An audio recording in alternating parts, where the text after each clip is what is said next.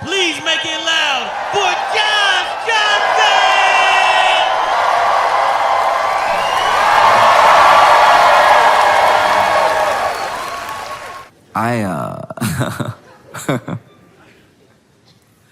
I've struggled with an idea for a while, and it's how like everybody, this sounds so dumb, just hold on, give me a second. But it is crazy that everybody is a person.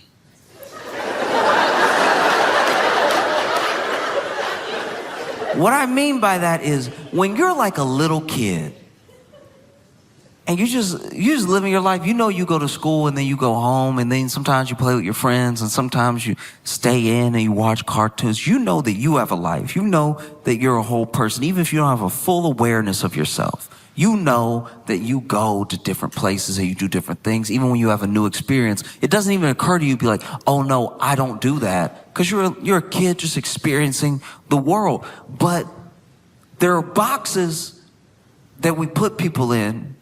I think it's completely unintentional. I don't think there's any malice behind it. But I remember the first time that I realized that someone who I definitely cared about and I definitely enjoyed their company and I definitely liked was a whole other person. I was a little kid. I was with my mom at the grocery store and we saw my teacher.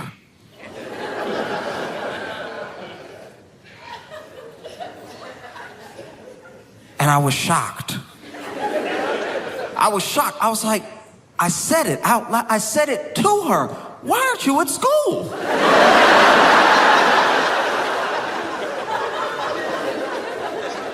If you're here, then whose? It was a crazy thing in my head. My brain was breaking in that moment. I'm this little kid. I've only ever seen her at school. She's supposed to be at school. I shouldn't see her if I'm not at school. And she's over here buying groceries. I was like, you eat groceries?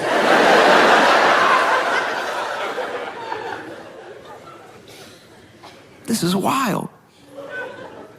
And then she was over here having a conversation with my mom. They both ignored me asking why she wasn't at school.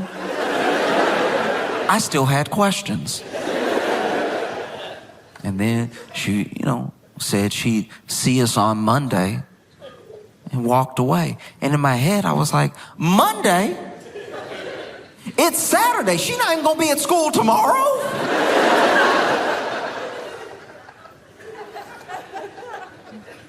Blew my mind that one of my favorite teachers had like a house. And like, I'd always heard about her husband, but I thought that's just something teachers say to like pass the time and stuff. She had a whole life.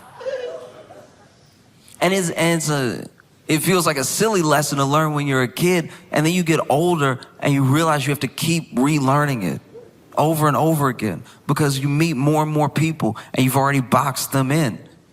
And then they surprise you and then you think, oh, I'm a little ashamed I was even surprised.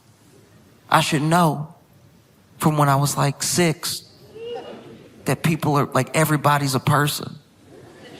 But it's an easy lesson to forget because you can only sometimes see a person in a certain way.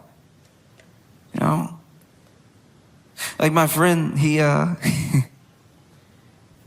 have a couple friends now who they've got drunk with their parents, and it's a boundary that some people never break with their parents. Sometimes their parents are like, oh, I'm gonna have a couple drinks, but I'm not gonna be drunk in front of my son, you know what I mean? And then there are people who will always have that thing of like, oh, I don't want to be drunk in front of my parent. You know what I mean? It's like weird. I feel like I'd be in trouble. It's like, well, you're 42. Yeah, but still. I don't know. I don't want my mom to see me drunk. It's like, well, she saw you at your worst as a baby. I guarantee you drunk just brings you like one step above baby.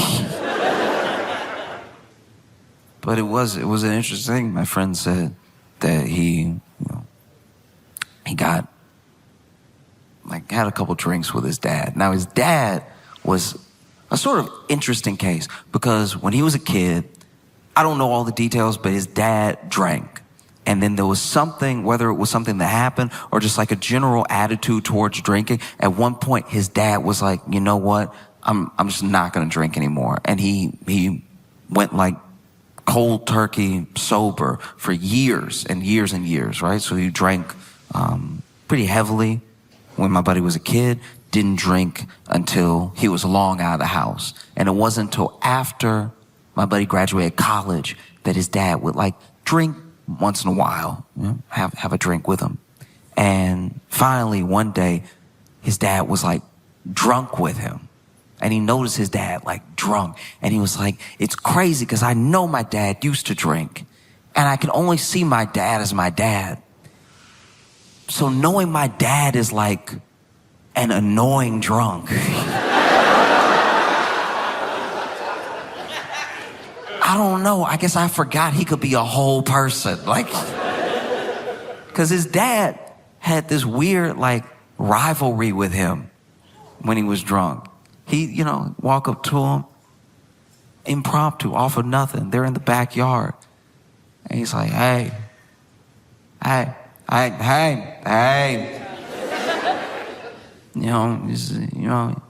Looking good, young man, looking strong, looking tough. I mean, you looking real strong. What? You think you're stronger than me? What? I mean, no. Do you think you're stronger than me? We should race. You want to race? And he knows that a foot race with his dad sober wouldn't even be a contest. So he's like, nah, Dad, I'm good. He's like, no, come on. If you're scared, say so. If you're scared, say so. If you're scared, the old man still got it. If you're scared, say so. Said he made it into one of the most annoying songs he had ever heard in his life. Just until he would raise him, if you're scared, say so. And finally, he's like, all right, look, we'll race, fine. And he thinks if he stands up, his dad might just forget, because he's at that level of drunk where he's on a mission, but not a mission he has to complete. Y'all know that mission. This is one of my favorite missions to watch people have on like a night out. Especially with but one of my favorite side quests in any night out that a bunch of ladies are having is finding one of their phones. One phone will go missing, and it will be the biggest deal in the world for 12 minutes. And then the person whose phone is missing will be like, let's just dance. It's like, all right, but you should go get your phone though. You do need to call an Uber at some point and get home. We need your phone. It's like, yeah, but later. I don't know. It's just I don't even care. It's this is my song. And then it resets because then several songs later, it'll be like, yeah, you look so good. I'm going to take a picture of you. I'm going to.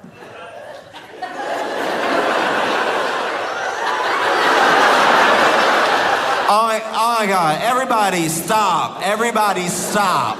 Not their friends, everybody in the club stop. Everybody stop. And so this dude stands up thinking his dad's about to be over it anyway. And he's like, Dad, I really don't want to, we're having a good time. Let's just chill out. And his dad goes, no, race me.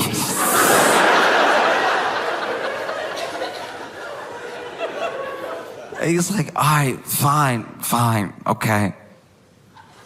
So they line up. He's not really gonna race his dad. He's gonna walk and let his dad win so he can feel good about being annoying for 15 minutes. But his dad stands up and he's ready.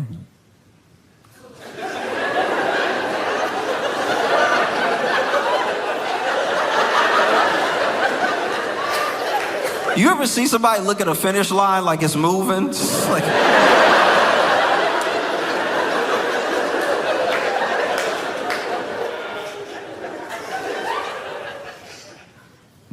said,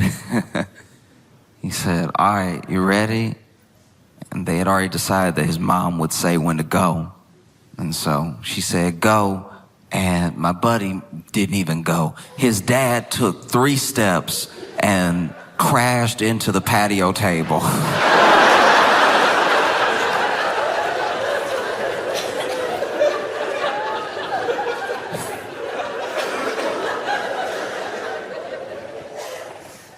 And I don't know, yeah, it's gotta be tough.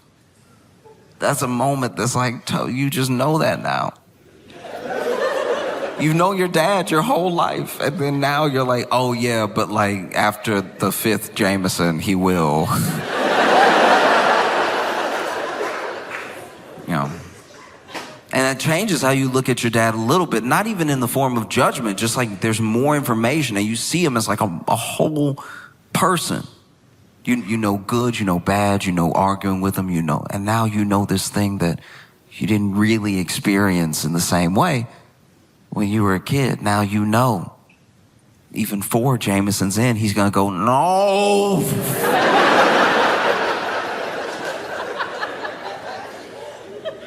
Oh. Like I don't know if it's possible to remind yourself every time, every day, that a person is like a whole person. Because we are so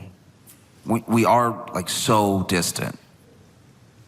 Person to person. Like when you meet someone that you've maybe heard about, you can only go off your impression. That impression is colored by whoever told you about this person.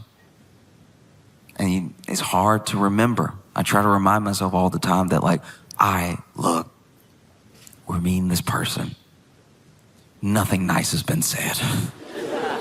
But I'm sure they have a dog. I don't know. Like some redeeming quality. You try to approach it like that. And, you know, I fail at it a lot. You know, sometimes I let, whether it's gossip or just like a preconceived notion, take over. And then you end up being friends with this person. And you feel even worse because you're like, ooh, I judged you so harshly when we met. You know, some of my best friends, when I met them, hated their guts. I hated because I was just like, oh, just look at his face. One of my best friends from college, when we met, us meeting was me asking him for a pencil. And him going, what? And so I just turned back around. I was like, all right, jerk. Turns out he just didn't hear me.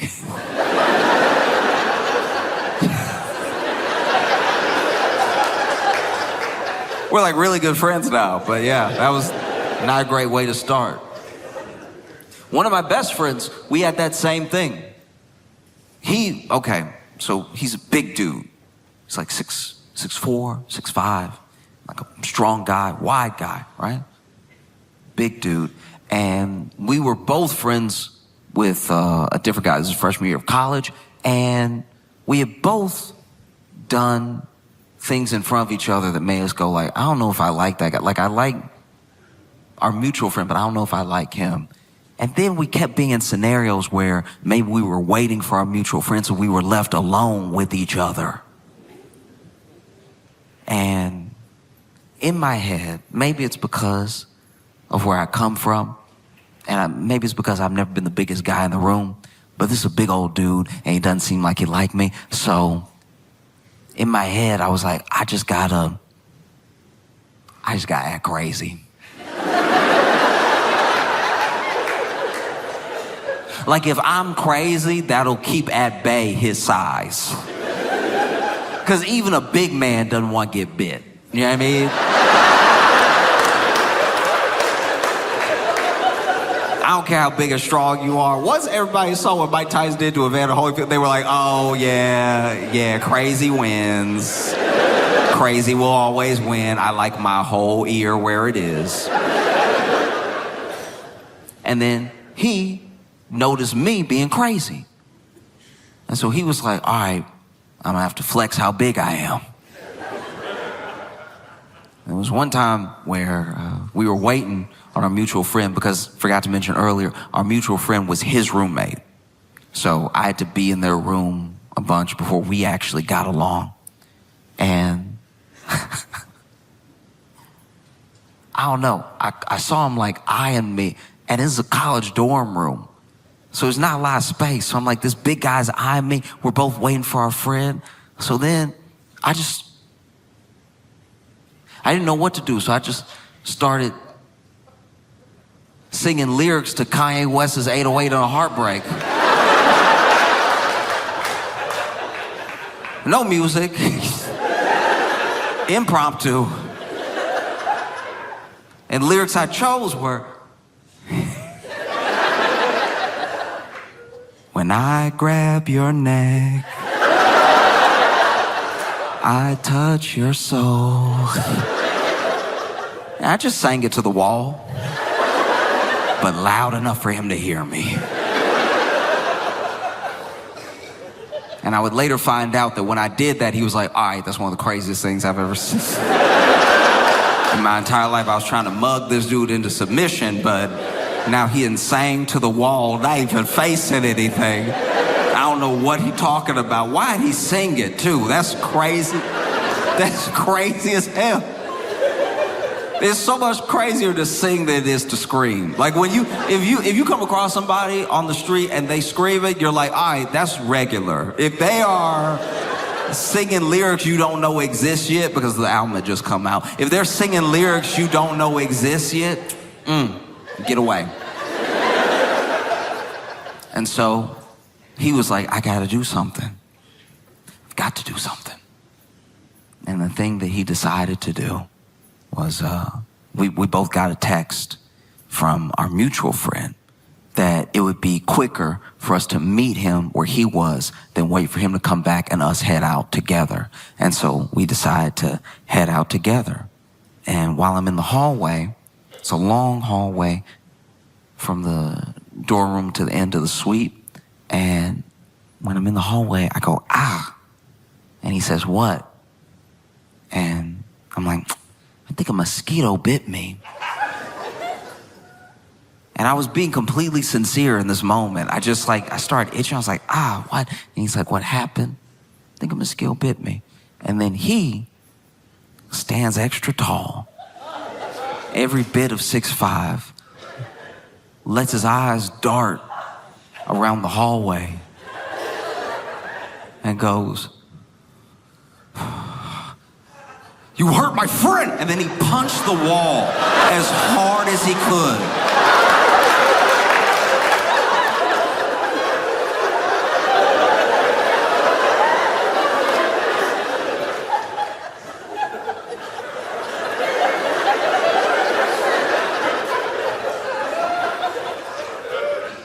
And when he moved his fist from the wall, there was a dead mosquito.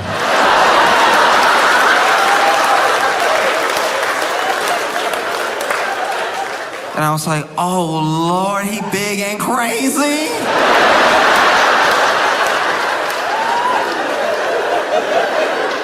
Oh, I'm sick. Oh.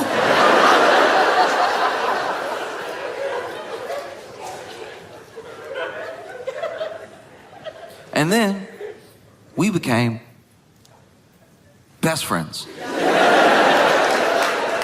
We became best friends because we got to know each other. We got to know each other, and I got to know him as a whole person. I got to know how cool he was, how sincere he is, that he would do anything for his friends, including that mosquito thing. And he got to know me, and he still liked me. So we became best friends because I got to see like the whole person, you know? And then finally one day I told him about it. I was like, hey, freshman year, because when we were juniors, we became roommates. And I told him, like, hey, I just want to get something off my chest. Freshman year, when I was in the room with you and I just started singing. I was just trying to be crazy because I thought like you were real big and like, I don't know, I had been bullied a lot, so I was just trying to like keep you at bay. And he was like, oh, that's so good to know. Which means in the time that we had become friends, he still thought like, no, that's what he does though. Like that's who he is as a person. I was like, that's so good to know, because honestly, I was wondering what I'd have to do. I thought you were genuinely crazy. And that's why I punched that wall.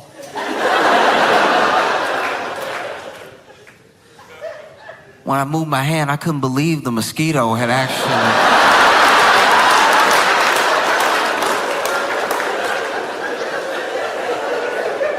It's wild stuff. Yeah.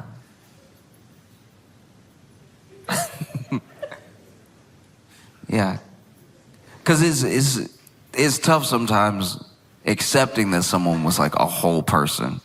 Because it is easier. If someone sucks, it's easier to just, lean on exactly what you know, and that's enough for you, and they suck, and that's the end of it. It's not necessary in your mind to get down to the deeper root of the issue about why they might be the way they are. Whatever. They suck, and I'm done talking about them. Like when I think about some of the most powerful people in the world, I think that way all the time. I forget that it's like a whole person because they suck. They suck so much.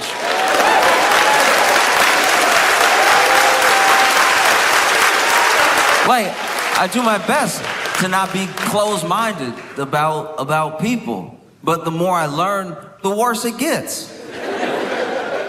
And no person is just one thing. Even monsters. Some monsters that get true crime documentaries made about them.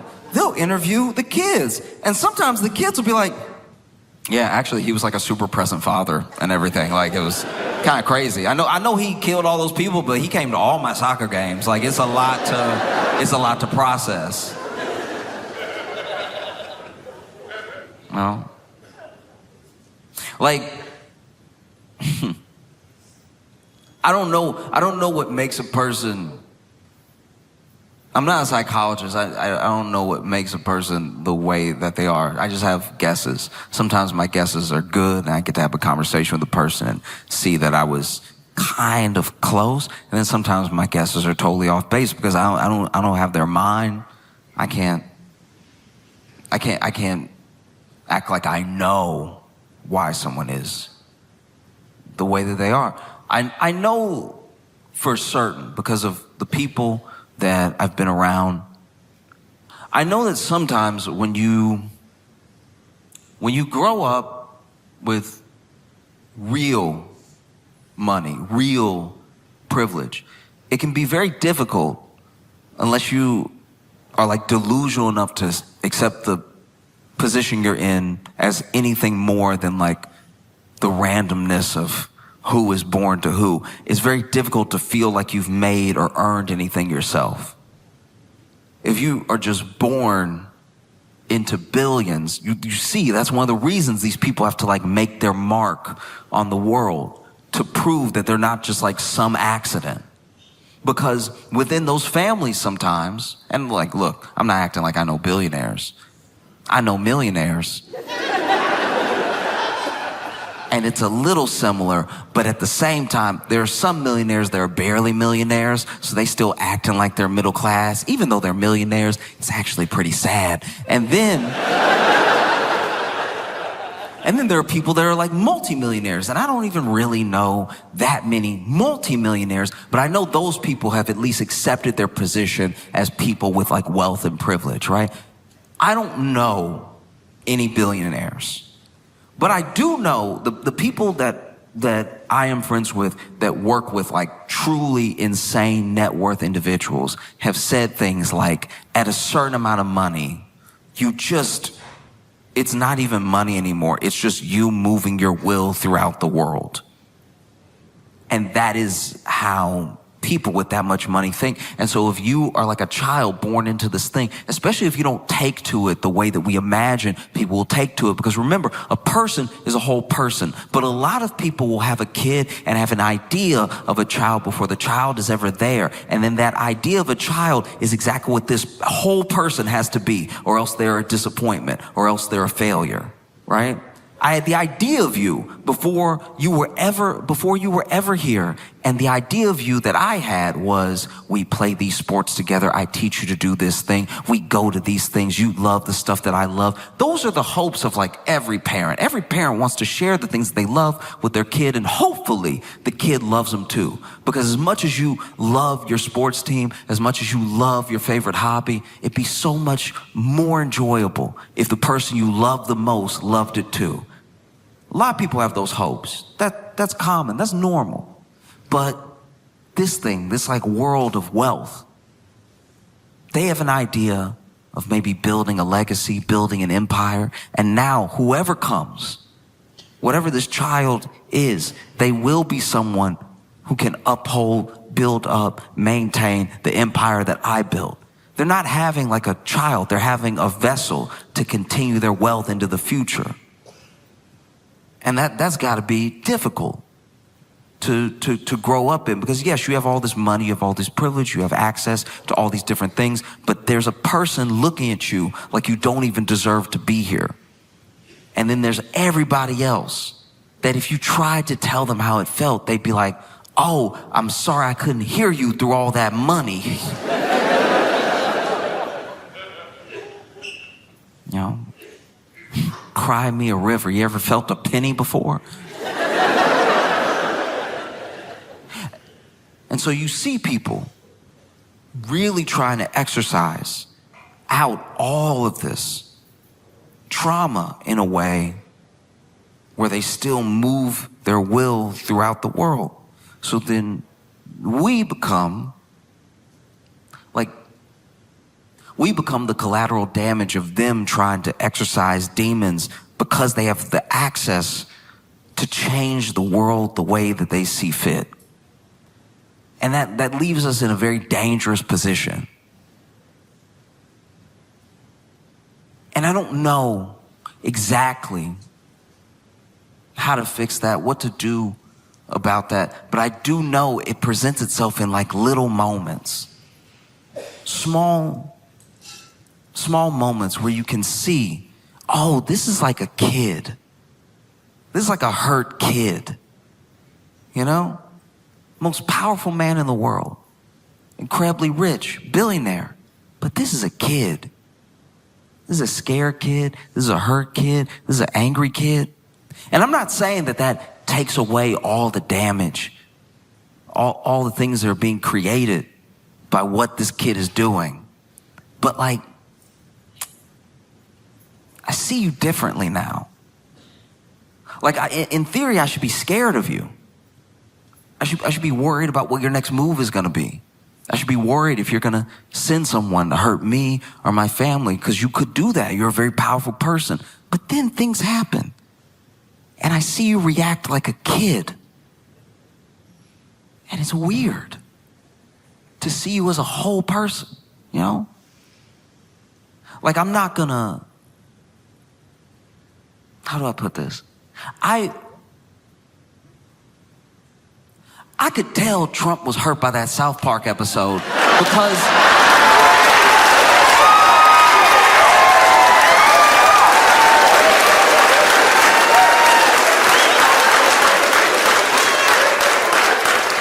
because the White House released a statement.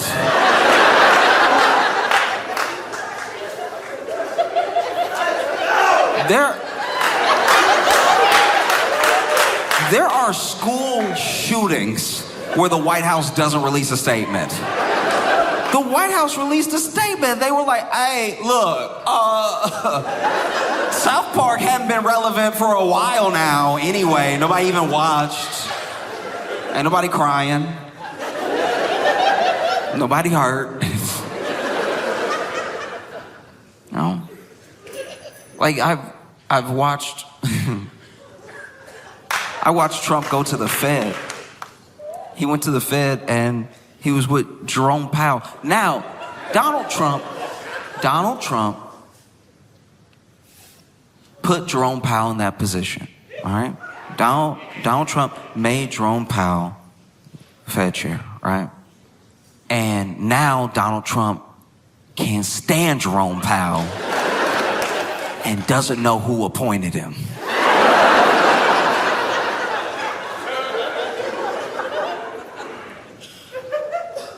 And so he goes to the Fed. I guess they showing him where they make the money, shred the money. I don't know why he needed to go. He goes on a field trip to the Fed. You know, this is a very funny thing about Donald Trump. He has been very rich his entire life, but he still acts like new money. I have expected Trump to see the money being printed in front of him and go,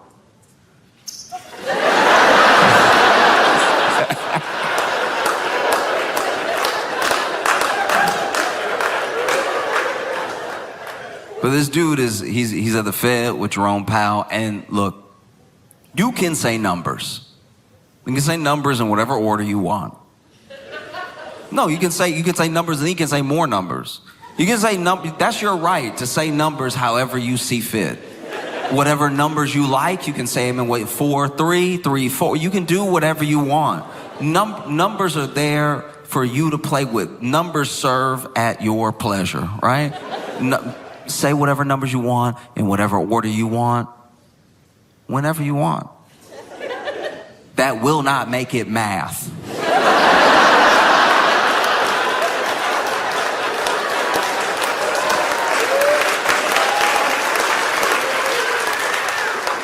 And so Trump is talking to the media, and he just like throwing out numbers. He's saying numbers, right? He's, numbers, good numbers, and some bad numbers. Let's get those bad numbers out of there. Good numbers, more numbers, extra numbers, right?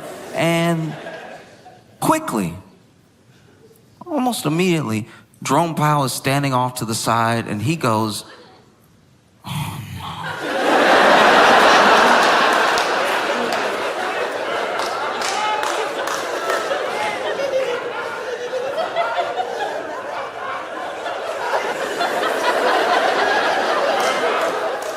Jerome Powell was shaking his head. You know those people who got like perfect pitch?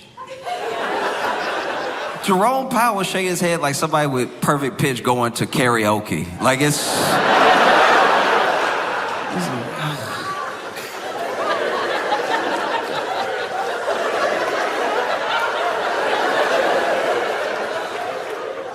And look, this is not something that happens often. No, Trump's used to talking, and when he talks, people either nod or they stay quiet. And we saw this in spectacular fashion in like 2020. Because he would stand up there, and then the people next to him, the people behind him, sometimes you catch them being like, huh?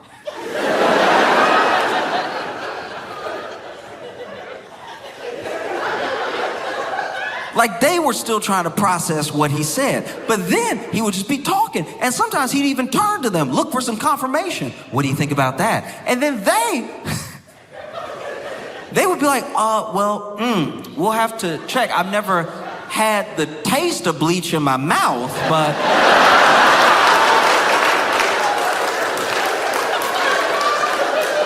I suppose anything's possible. These experts, these doctors, these people, they weren't doing the thing that they should have been doing, which was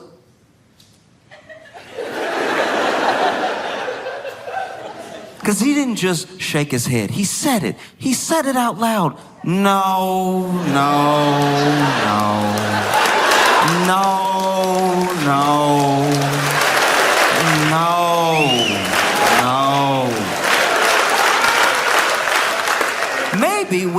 this position, if more people, and I'm not even talking about politicians right now, I mean more people who have to deal with government had the courage to say, no,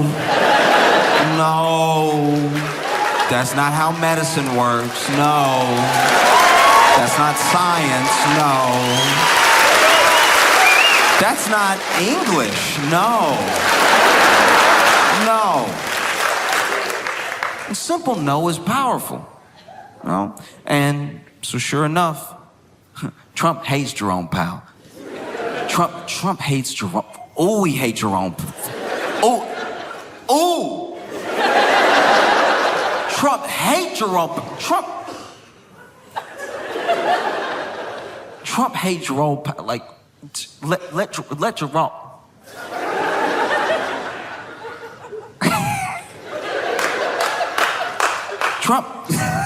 Trump hates Jerome Powell, so he hate him so good. Trump hates Jerome Powell so much, he did something he never does. He did something we haven't seen him do. Either time he's been president, he did something I didn't even think he was capable to do. Trump hates Jerome Powell so much. Through his teeth, he hate him. He hate him so much that Donald Trump did homework.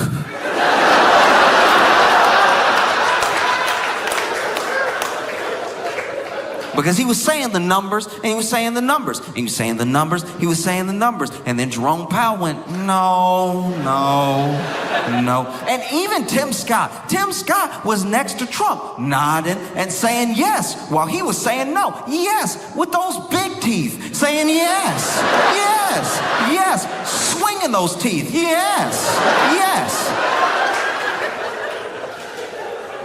But Donald Trump heard Jerome Powell's no, and it was almost like he had practiced this. He was ready. He hates Jerome Powell so much. Ooh, he hates. Ooh, he hates him. And so he goes, huh? What? No. Oh, well, I have the paper right here. And then Donald Trump pulled out a piece of paper and handed it to Jerome Powell like it was checkmate. I had never seen this man prepared in his life. Usually, when Trump has a chart or a piece of paper, it's because he already has a point he's trying to make, and he's just using that to illustrate. Trump has never had a Trump card.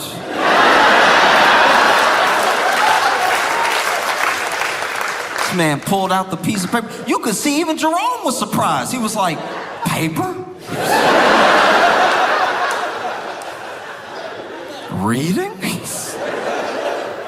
You saw Jerome had to break out the glasses for it. He was like, oh.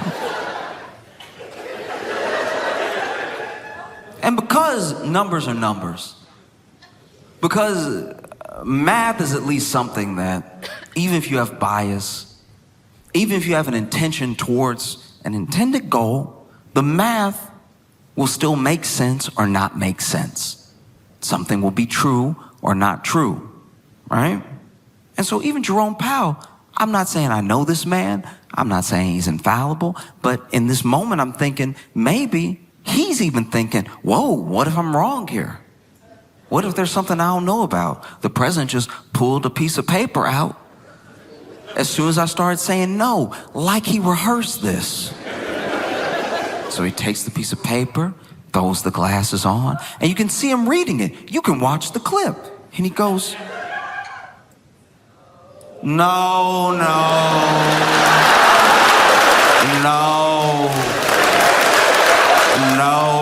this old, no.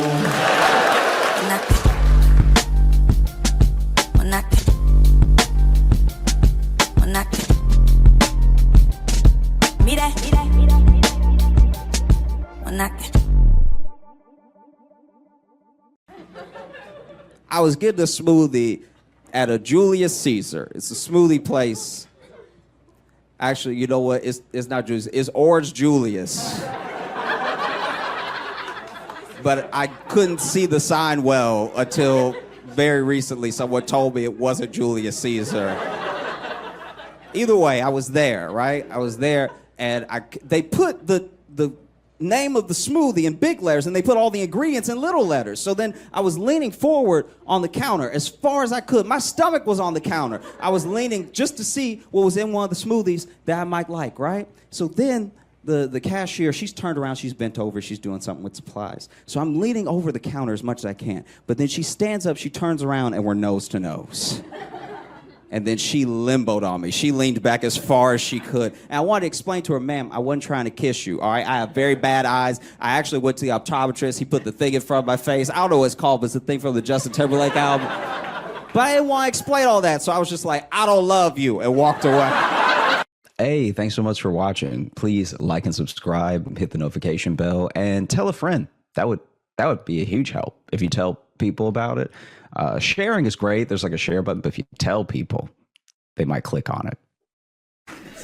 I was having a conversation with a friend from back home, and so many things work in connection together to get me where I am. I saw this article about this guy. I think his name's, I might be mispronouncing it, but Brian Mwende. And he is in Kenya, and he was a lawyer. He was a fake lawyer. And he won 26 cases straight.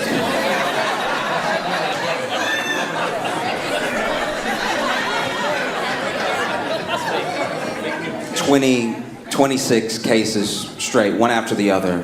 WWWW. And then they finally caught him.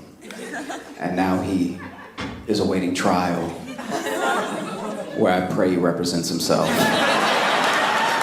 That's phenomenal. 26, you got fake, and apparently it's a whole thing. I didn't know this. In Kenya, this is a whole thing. There are a bunch of fake lawyers, because he was just the first one. There's a bunch of fake lawyers that just never actually passed the bar, but they've been practicing.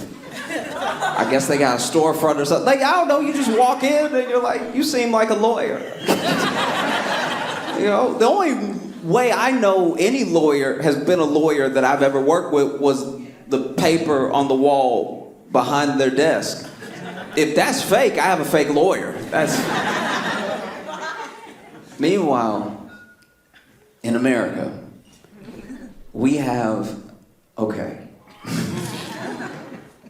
So my friend from back home that I worked with, we used to work together, and he wasn't always on the right path, right? So he used to be involved in some gang shit and everything, and he got caught up on some drug charges. But these drug charges were not things he actually did, right? So he almost went in confident. Okay, I know I have a past, I have a rap sheet, but I wasn't even there. I did not do this thing. His lawyer graduated from Cooley. If you don't know what Cooley is at least spoken of as the worst law school in America. It is where, famously, Michael Cohen went. Michael Cohen, Trump's lawyer, who went to jail. Do you know how bad of a lawyer you have to be representing somebody else and you go to jail? Do you know what I'm saying? Trump still hadn't been to jail, and his lawyers keep going to jail. The level of crime you have to do for the jail to miss you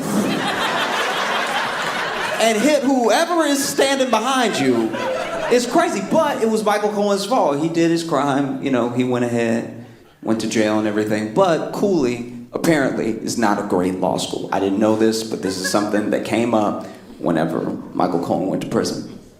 And it was confirmed by my friend who had this drug charge, had a lawyer representing him that went to Cooley. And lawyer walks in, public defender, right? Walks in and doesn't say hello, doesn't ask him really anything, just goes, how much time can you do?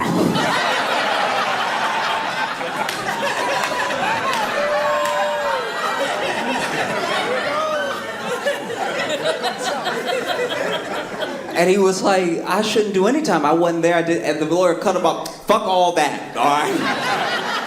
How much can you handle? Like, in your spirit, how much time can you do? I just don't want to see you broken. You know, you a young man. We might be able to get...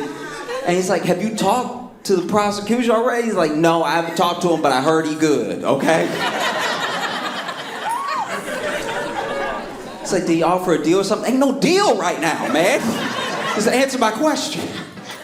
So they end up going to trial, right? And during the trial, there's just a random day that his lawyer and the prosecution get called up by the judge, come see me in my chambers, right? Full, like, Law and Order. And then they're gone for like 8 minutes. And when the door opens, he sees his lawyer, the Cooley graduate, walking out in handcuffs. He doesn't even know what this dude did, but he leaned over to him as he was getting walked out and was like, I did my best.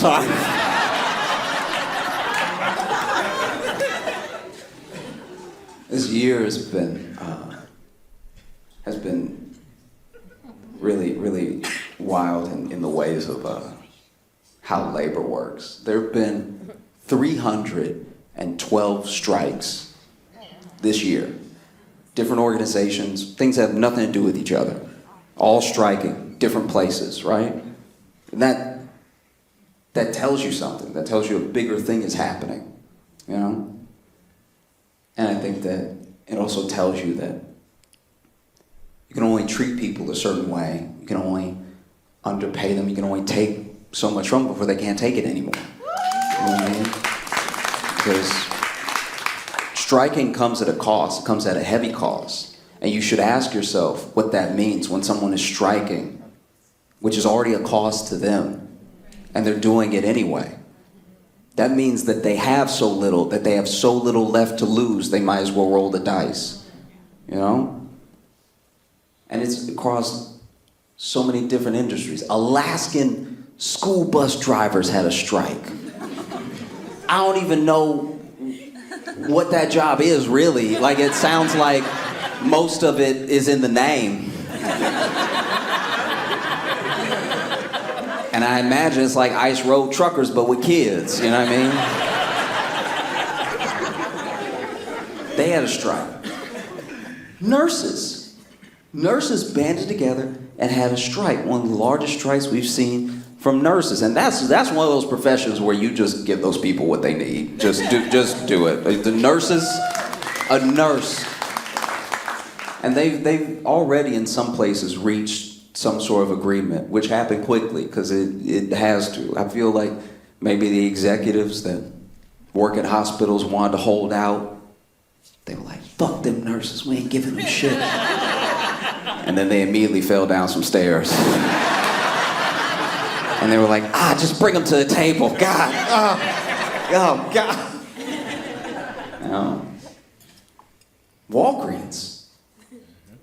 Walgreens has strike.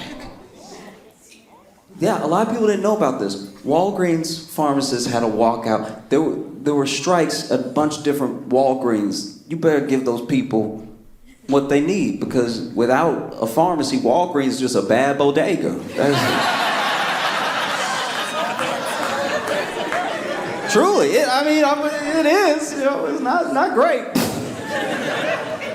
It's just a bodega where every item is in prison. You know what I mean?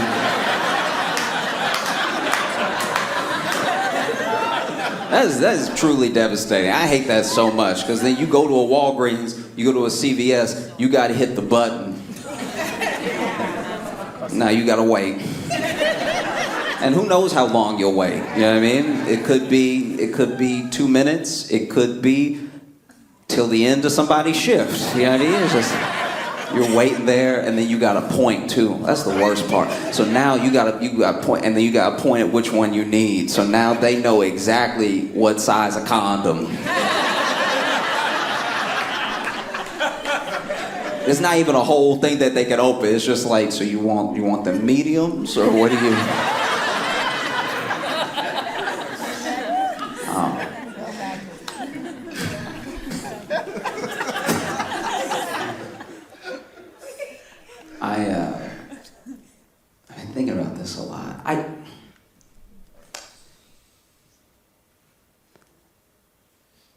there's something to be said for how we talk about porn, right? I get it. Porn gives men unrealistic expectations, but I think it gives everybody unrealistic expectations of sex. Because porn makes men think as soon as they touch you with their penis, you're gonna freak out. You know what I mean? If they just put the dick on the shoulder, you're gonna be like, "Wah!" That's not how life works. And porn gives women unrealistic expectations of sex, because it makes women think sex is about to be like good or whatever.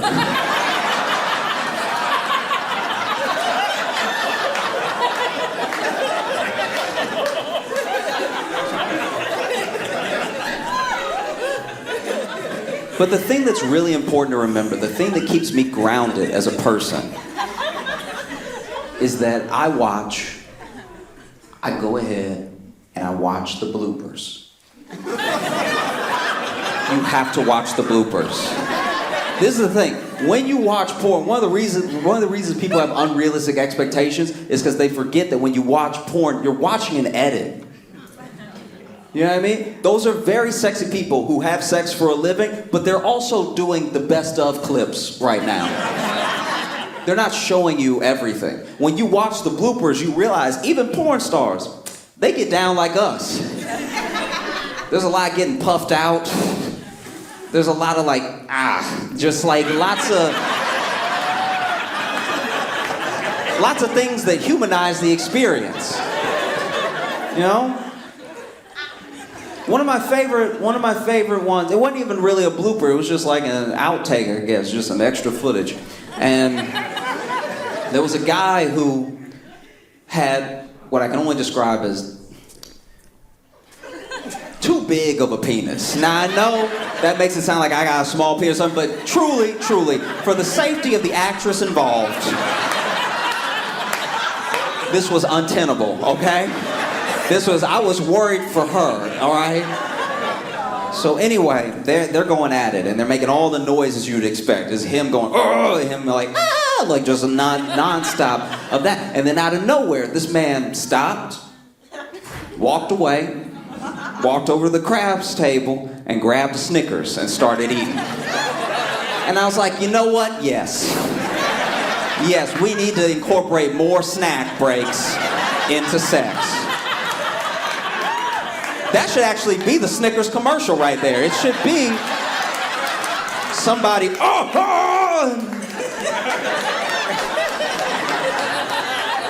These are both good. I like them both. You know? One of my favorite bloopers though was this. There was once again a guy, very well endowed, going at it, just really giving it his all, putting all of his creative energy into the scene, okay? And then he's like really like, all this stuff like that, and then he clearly catches a Charlie horse. And I looked like the DiCaprio meme for a second. I was like, me too, I do that all the time. We should really stretch before we get, wow. And then my man is over there, and you can see him trying to push through it, just like,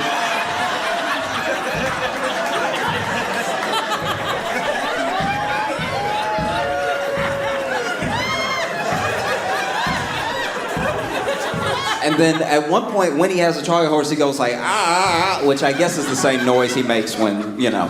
And so then she's like, did you? And he's like, no, so then the actress sits down and you see her from the front for the first time, and it is funny because she's not looking at the camera, but the camera's still rolling, and he over here limping, trying to stomp it out, and she just goes,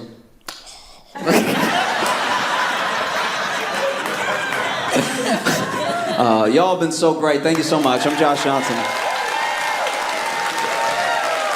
I was reading the news and I saw this Mark Robinson.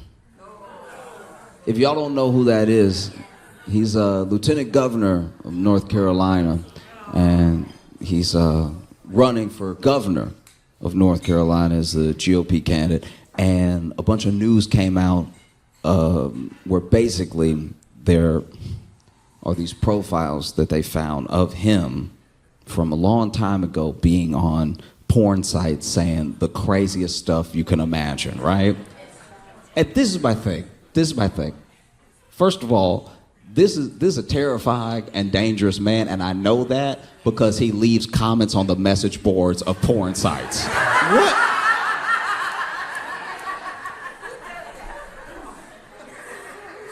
A porn site is simple, okay?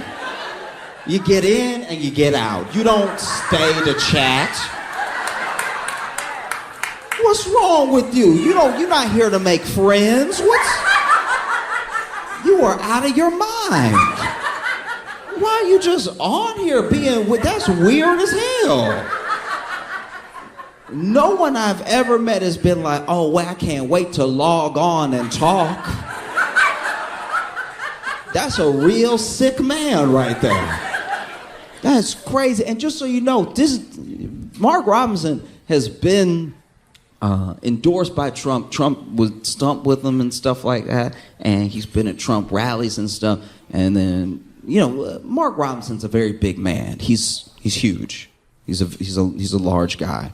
And Trump called Mark Robinson Martin Luther King on steroids, because I don't think he understands how steroids work. They don't just make you bigger in general. They don't balloon you. You gotta work out a little bit. You gotta do something. Mark Robinson is over here being I think, I don't know what opinions he truly holds. I don't, because, politicians lie and they pretend to be who they think you want them to be. But it seems like he's trying to appeal to the most radical version of a conservative, right? And he has his little taglines, and he gets in with phrases. I think that's why Trump likens him to Martin Luther King, because he tries to put on an MLK-esque voice when he speaks and everything, but he says stuff that he sure his base wants to hear. And he said really horrific stuff about gay people, about trans people and everything. And they uncovered all of these things that he had said on the message boards of these porn sites because his username sometimes was his name.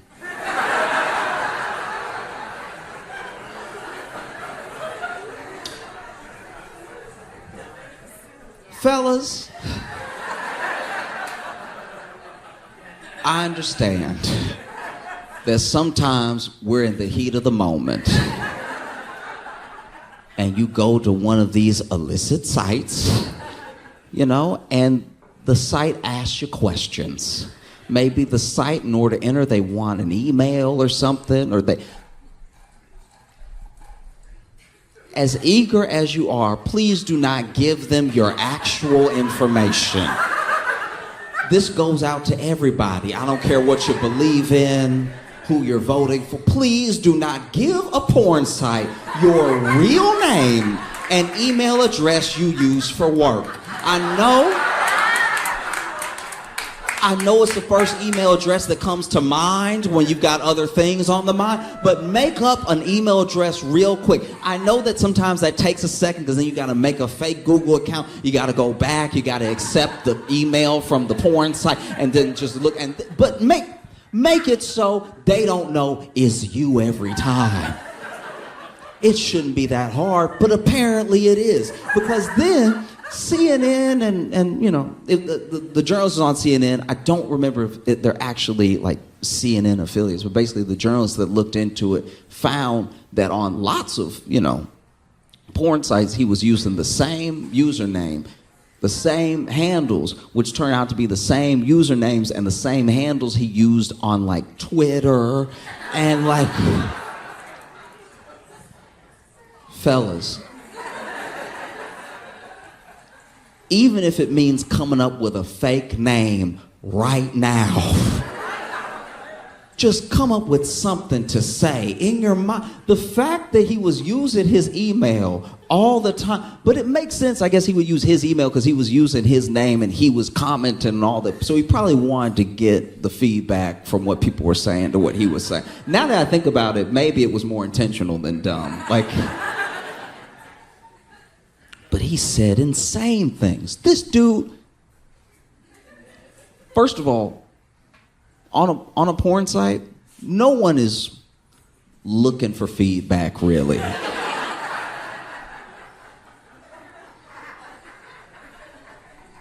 Do you know what I mean? Maybe there's some, maybe some crowd-funded, crowd-sourced. Do you know what I mean? Like I'm sure. Look, I haven't been on OnlyFans, but I'm sure with an OnlyFans, there are people that are like, I made this thing. I hope people like it. Let me get some feedback. This is what they like. This is what they don't like. That makes sense, right? But if you're just out in the world watching whatever comes up, and then you're just commenting all the time, you need a friend. This dude said such insane things. Some of them I can't repeat, but a couple of them I will.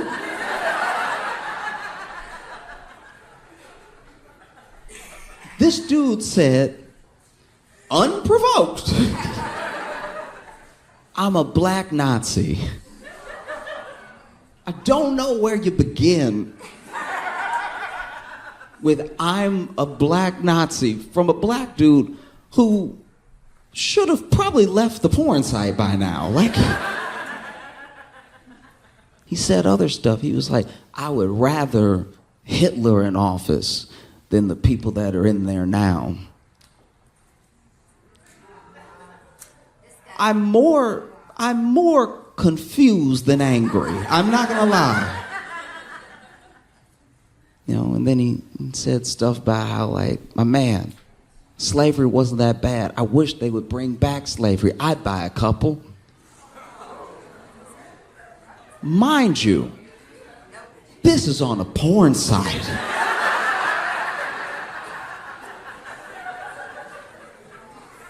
What wires do you have crossed in your head?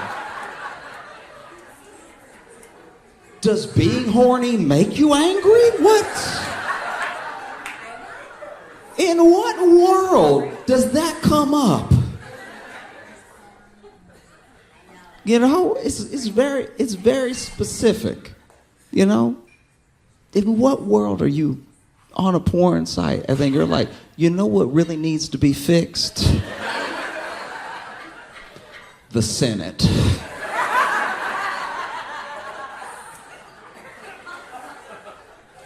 Bruh.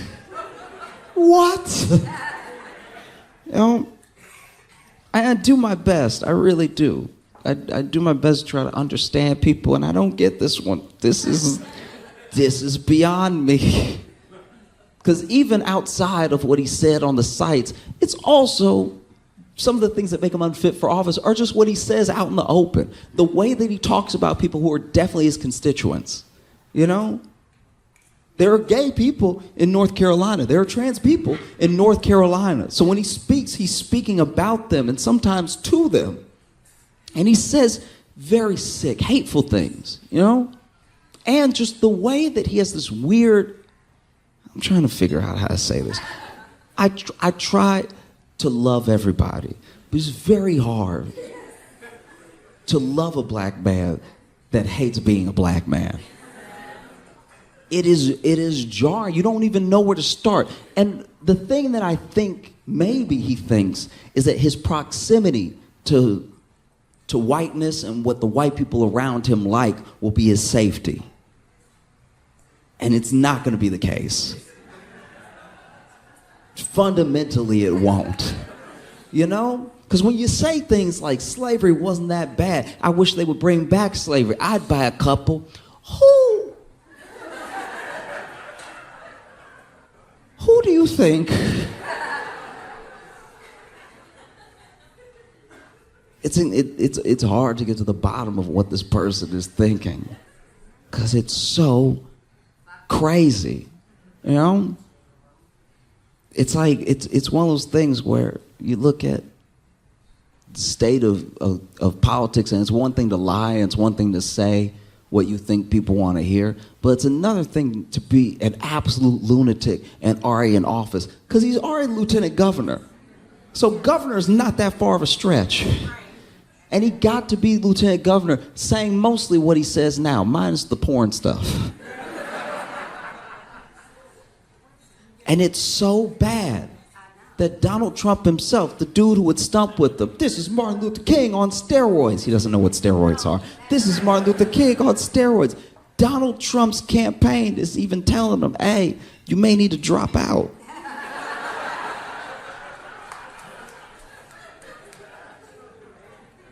If Donald Trump's campaign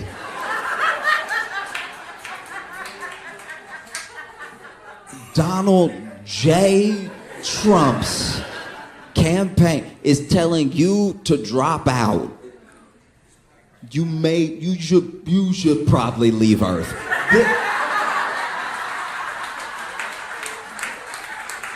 The idea that Donald Trump's campaign is like, this guy, ugh.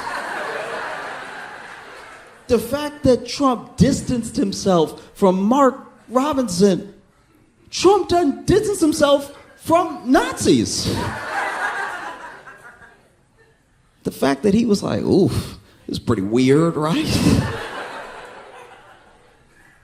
You know? Like Trump didn't denounce the Proud Boys openly. They asked him about the Proud, and he was like, you know, boys will be boys, I guess, or whatever. But you, no. And that's exactly what I mean. Your proximity to whiteness won't save you.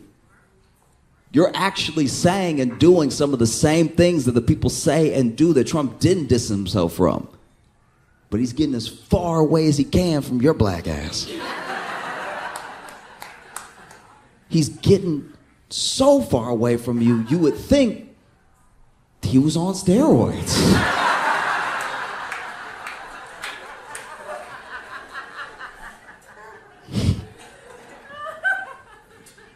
I think a lot about how we think about each other and we treat each other, especially now with like an election on us, you know? Everybody's exhausted. Why do we even do it this way? You know, in like France, they're like 3 months out, they're like, who should we pick? Like we're the only ones that make it a season and a half of TV. Like no one else in the world does this. No one else in the world is like, all right, 2024, let's start talking about 2028. Why do we do it this way? And then you watch people, watch how they react to people, you know? Like I have a tougher time than I've ever had with the things that are being said, you know? Everybody expects politicians to lie. Everybody expects politicians to not care about them. I get that, but what's happening right now is like truly insane. You know, J.D. Vance was at a rally, and it's weird. Okay, I've just never seen somebody with less charisma.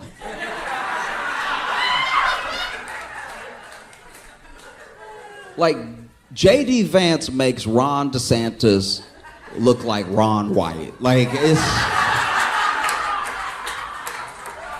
Because when Ron DeSantis was running, I was like, why he smiling like that? He was just, do you remember his smile? He's right. He's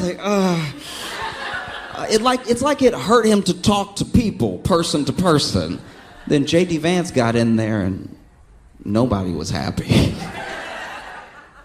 And J.D. Vance said, you know, they asked him about how he felt about the whole rumor about the dogs and cats things affecting the Haitian community, why they've been zeroing in on Haitians specifically in Springfield for some reason. You know, he's from Ohio and everything like that. And he basically said, like, and you can look this up for yourself if you think I'm being unfair, but he basically said that, you know, this is a Democrat talking point and a point by the media and everything, as if he didn't say it. And then he basically says, you know, everyone loves talking about those Haitians in the community like they came here legally and are doing everything legally, but they were brought in and they were legalized through a process by Kamala Harris that is unconstitutional. So as long as they're here, I'm going to call them illegal aliens. He's talking about the people who did the right thing, by the way. You'll still be illegal. You'll never not be illegal, in my view. That's wild. That you can't do that. You just can't, because the law is supposed to be the law. You're supposed to be the party of law and order. You can't just be like, nuh-uh, that's not.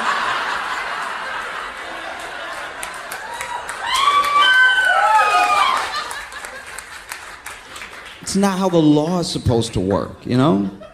And look, I think that one of the reasons we get pitted against each other really, really hard is because America makes a promise, and it makes a promise to everybody that they will have it better tomorrow. And a better tomorrow isn't coming for everybody because of systems in place to keep tomorrow like today.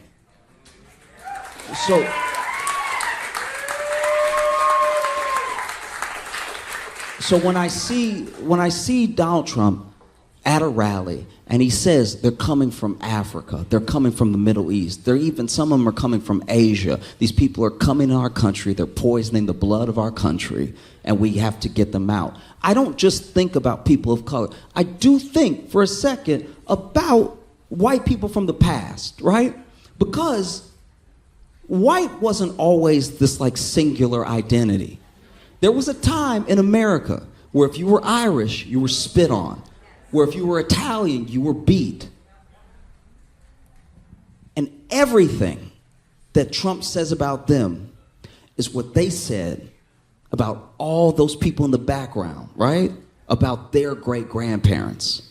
So they may cheer it on, but recognize if you have Italian descent, if you have Irish descent, if you're Greek, there was a time where you were not welcome here. And they said that your very presence and the presence of your children would destroy the country, would poison the blood. And then we became the most powerful country in the world. So clearly it's a lie. It's so clearly a lie. Do you know what I mean? And I'm not saying this as if I'm like, oh, you know, don't even have a program, open borders, just let everybody come in, spill it. The thing that they are painting, sometimes it's not even what's happening in the area. And look, I'm going to tell you right now that I think that there should be a fair and legal and simple process for becoming a citizen. Do you know what I mean? And I think that having a process is not un-American. Having a process is not cruel, right? But there has to be a process. But then when that process is adhered to, you can't just be like, no, that's unmanageable. You know, that's wild to me. You know, I have friends who, one of my good friends is Italian, first generation Italian, and he's a bit older, and he tells me stories of what it was like for his family, right? And so much of it was based around fear. These Italians are coming over here, and they're gonna ruin everything with their good food. You know? And they were called criminals. There was an assumption that everybody, no matter who you were, in the Italian community was in the mob, and you were dangerous, and people should stay away from you, you know? It's everything. It's every single thing that's happening now. I'm not saying that there's no possibility of having an immigration problem. I'm not saying that it's not something that needs to be addressed. I'm saying the rhetoric that you use when you talk about people is important. No matter what you do when you build policy, you know?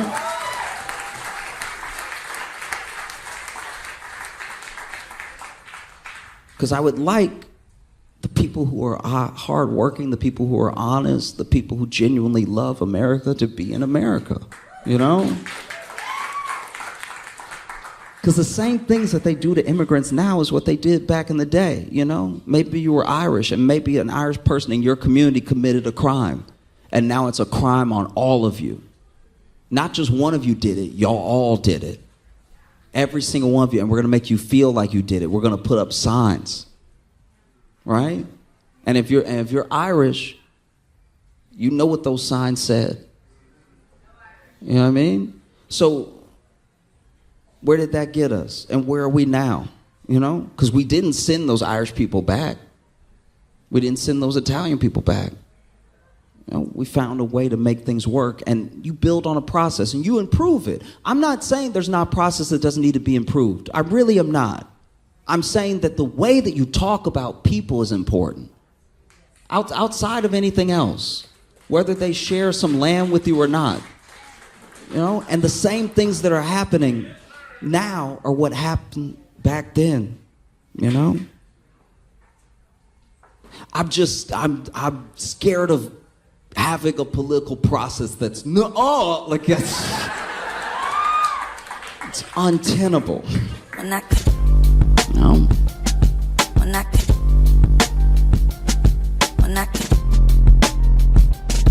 Mira.